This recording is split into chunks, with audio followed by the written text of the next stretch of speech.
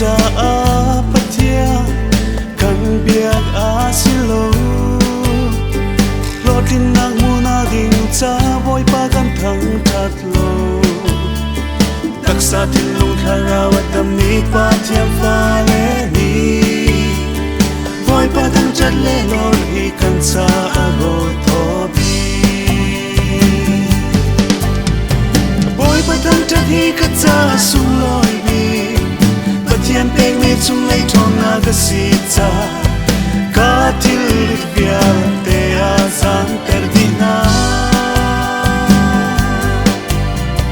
kanang a lom na king a kha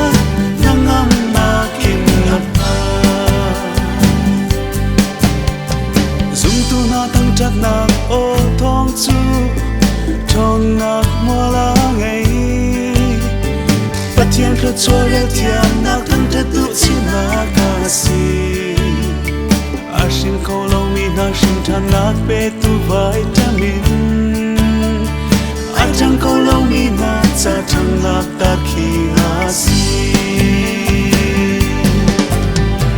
Boy patang chat hi ka cha sung loi bi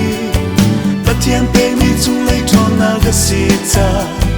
ka til rit vial te a zang ter di na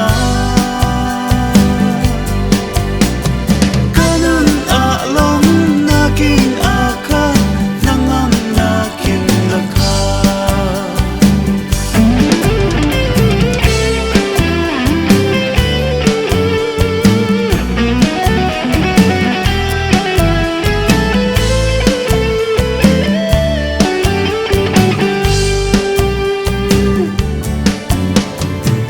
Banin thiang lo le thang chat hi kan ngol ti lai lo lung lom na ka chua ter thang chat tu nun di a riam ter boy pa thang chat hi tang chat mi Pathian